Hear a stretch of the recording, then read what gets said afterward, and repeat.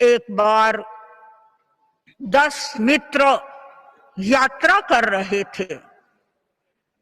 यात्रा के दौरान रास्ते में नदी आई।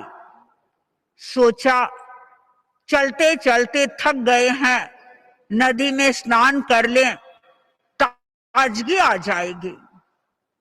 सभी मित्र नदी में स्नान करने के लिए उतर गए। काफी समय लग गया। वे नदी से बाहर आए, चिंतन किया कि अब हमें अपनी मंजिल की ओर प्रस्थान कर देना चाहिए। एक मित्र ने कहा, मैं काउंटिंग तो कर लूं कि सारे मित्र आ तो गए हैं। वह मित्रों की काउंटिंग कर रहा है, गिनती कर रहा है, और गिनती में उसके 9 की संख्या आ रही है। अब वो बोल रहा है कि देखो 9 मित्र आ गए हैं, एक अभी बाकी है। दूसरे ने कहा, लगता है तुम काउंटिंग करना नहीं जानते हो, मुझे काउंटिंग करने दो। और वह भी काउंटिंग कर रहा है। काउंटिंग में उसके भी फिर 9 ही संख्या आ रही है। और इस प्रकार तीसरे चौथे कई मित्रों ने काउंटिंग में 9 की संख्या ही आ रही है। और उसके बाद थोड़ी ही देर में वहां एक व्यक्ति पहुंच गया जो बड़ा अनुभवी भी था और समझदार भी था। उन लोगों को, उन मित्रों को पूछा कि तुम सब यहाँ पर क्यों खड़े हो? उन्होंने कहा, भैया हमारा एक मित्र गुम हो गया है। हम 10 मित्रों ने प्रस्थान किया था और यहाँ पर 9 ही मित्र हैं, तो सोच रहे हैं कि शायद कहीं वो नदी में तो नहीं डूब गया है, वो नदी से बाहर आ जाए। उसने कहा, संख्या किसने गिनी? सब मित्रों ने कहा, हम सब ने संख्या गिनी है और बराबर 9 की संख्या ही आ रही है। उस अनुभवी व्यक्ति ने काउंटिंग की और देखा 9 नहीं, वे तो 10 ही मित्र थे। और हर व्यक्ति काउंटिंग के समय में अपने आप को भूल रहा था। पर्युषण का पर्व भूलने का पर्व नहीं है। पर्युषण का पर्व अपने आप में रहने का पर्व है, अपने आप को जानने का पर्व है।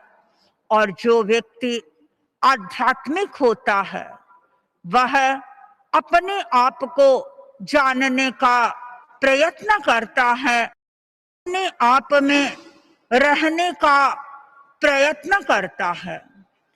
पर्युषण शब्द की जब हम मीमांसा करते हैं तो मीमांसा का जो हार्द हमारे सामने आता है उसका निष्कर्ष यही निकलता है कि हम अपने में वास करें।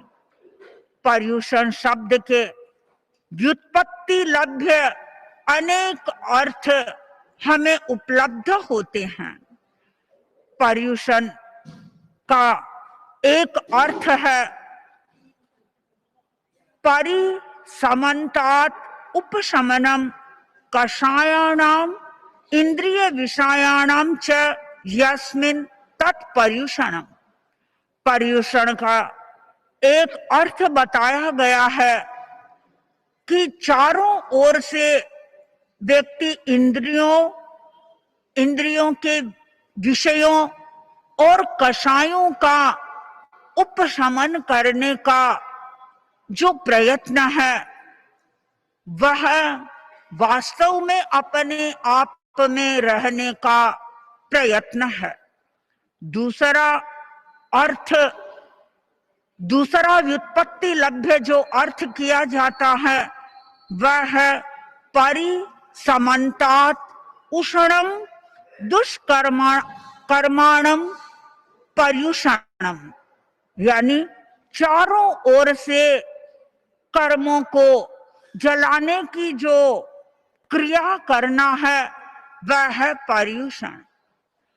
पर्युषण में हमारा सारा पुरुषार्थ आध्यात्मिक पुरुषार्थ होता है। हम जितने भी कार्य करते हैं हमारा लक्ष्य यही रहता है कि हमें हमारे कर्मों की निर्जरा हो।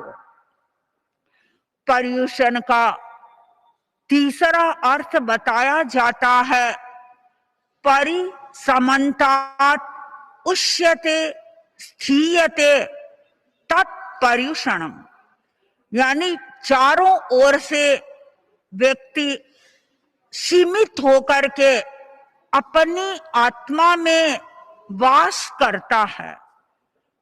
वास्तव में वही व्यक्ति पर्युषण की आराधना करता है जो निरंतर ये प्रयत्न करता है कि कैसे मैं अपनी आत्मा में वास करूं, कैसे मैं अपने भीतर रहूं।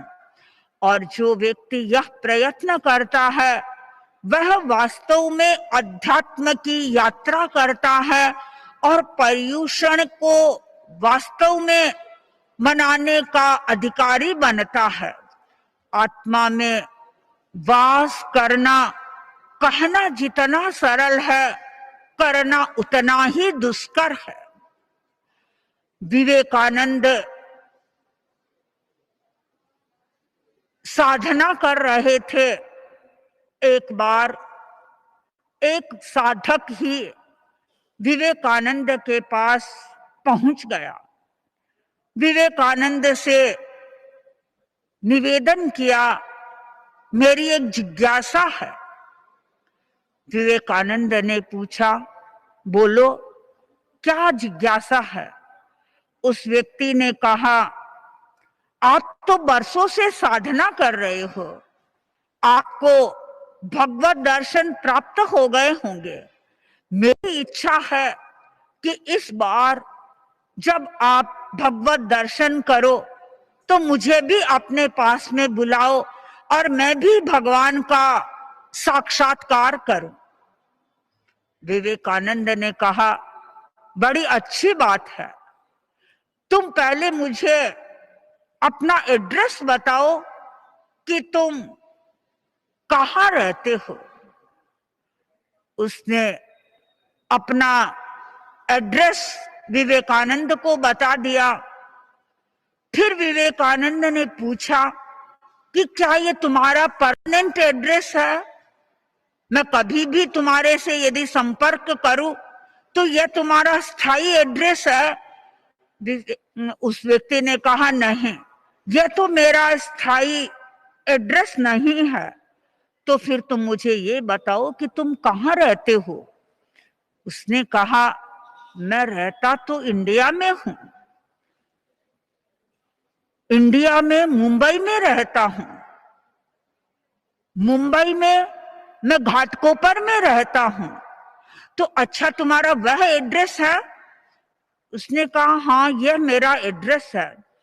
फिर उसने कहा, पहले ये मुझे बता दो कि तुम परमानेंट वहीं रहते हो ना। उसने कहा, स्वामी जी आप कैसी बातें करते हो, यहाँ एकदम परमानेंट में कैसे रह सकता हूँ। मुझे तो बिजनेस के लिए बाहर भी जाना पड़ता है, कभी मुंबई को छोड़ता हूँ और मुंबई में भी कभी कभी इधर उधर घूमता रहता हूँ। ये मेरा परमानेंट एड्रेस तो नहीं हो सकता। तो फिर पूछा कि अच्छा तुम कहाँ जाते हो। उसने कहा, मुझे तो कई बार मेरे गांव में भी जाना पड़ता है। तो क्या गांव तुम्हारा परमानेंट एड्रेस है? कहा, नहीं, ये तो मेरा परमानेंट एड्रेस नहीं है। फिर पूछा कि चलो मान लो तुम अपने गांव जाते हो और गांव में जाने के बाद तुम कहाँ रहते हो। उसने कहा, मेरा अपना घर है, मैं उस घर में रहता हूँ। अच्छा, तो उस घर को तुम्हारा स्थायी एड्रेस मान ले। उसने कहा, यह भी मेरा स्थायी एड्रेस कैसे हो सकता है। घर में मैं रहता हूँ किंतु कभी मैं इधर उधर कार्यवश बाहर भी चला जाता हूँ।